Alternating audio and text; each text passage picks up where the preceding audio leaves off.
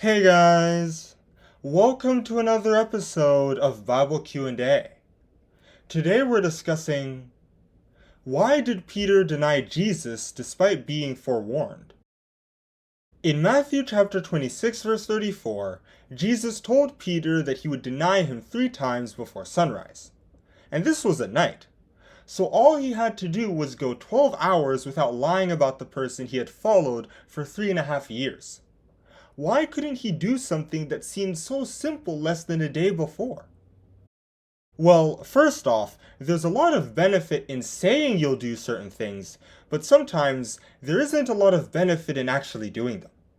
Politicians can get a lot of votes for promising things, even things that they clearly won't actually do, but once they get elected, the amount of money they'll have to spend and the people they'll have to convince means it's not really worth it. When Peter said he would stick with Jesus to the end, he got respect from the other disciples, and he believed he would get respect from Christ as well. And this wasn't the first time he'd done that. It was he who pointed out all the things that he, and the other disciples as well, had abandoned to follow him, in Mark chapter 10 verse 28. And it was he who wished that Jesus wouldn't go through the Passion, in Matthew chapter 16 verse 22. He was positioning himself as someone who really cared about Jesus. But after Jesus was arrested, what would he gain from associating himself with a convict? After all, in a society where news traveled by word of mouth, nobody actually knew who he was. The only reason people were asking him if he was one of his disciples was that he had a Galilean accent, according to Matthew chapter 26 verse 73. So, if he could pass himself as a Galilean who just happened to be in the neighborhood, what benefit would he get from telling the truth?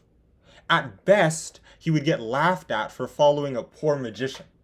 At worst, that stranger could tell the Pharisees about this, and he could be hanged for being an accessory to treason.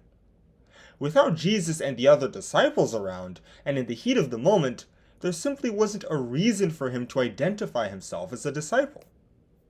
Also, the reason why Peter said he wouldn't betray Jesus was because he thought he wouldn't be able to. Before Judas's betrayal, he had armed himself with a sword, according to John chapter 18 verse 10, because he thought he and the disciples would fight to defend their master. After that battle, how could he tell anyone he wasn't a disciple, after everyone witnessed him on the battlefield?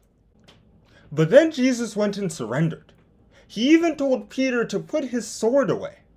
And just like that, his master was led away to be tried. As far as Peter was concerned, if Christ wasn't willing to defend himself, then why would he? And so he forgot about the oath until the cock crew. But what Peter didn't get was that Jesus wasn't interested in physically fighting the Pharisees. He wasn't even interested in a physical kingdom. He told Pilate, "My kingdom is not of this world. If my kingdom were of this world, then would my servants fight, that I should not be delivered to the Jews. But now is my kingdom not from hence." John chapter 18 verse 36. He was about to go to heaven to fight a spiritual battle, described in Revelation chapter 12 verse 7, and receive a spiritual kingdom, so he didn't need to fight anybody on earth. And even today, a Christian doesn't need to fight atheists or greedy relatives or unfaithful friends. A Christian's true battle is against their own tendency to sin.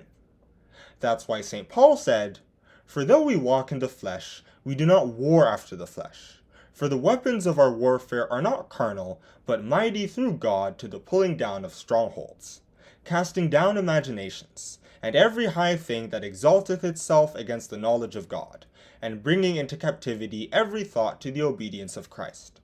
2 Corinthians chapter 10 verses 3 to 5. There is no one you can fight to deal with unbelief or anger issues. Plus, the tendency to sin comes from entities that you can't even physically identify, let alone fight.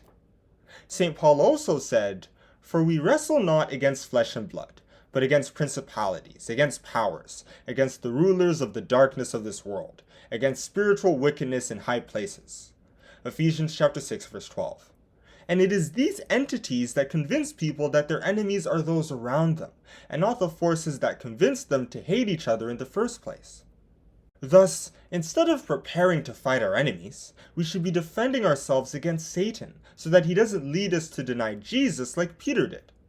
And we do this not with a physical sword, but with the spiritual sword of God, or the truth, which allows us to identify potential challenges to our faith and root them out, just like Christ did during his own encounter with the devil. As it was said in the book of Hebrews, "For the word of God is quick and powerful, and sharper than any two-edged sword, piercing even to the dividing asunder of soul and spirit and of the joints and marrow, and is a discerner of the thoughts and intents of the heart." Hebrews chapter 4, verse 12. And that is where I'm going to stop with this Bible Q&A.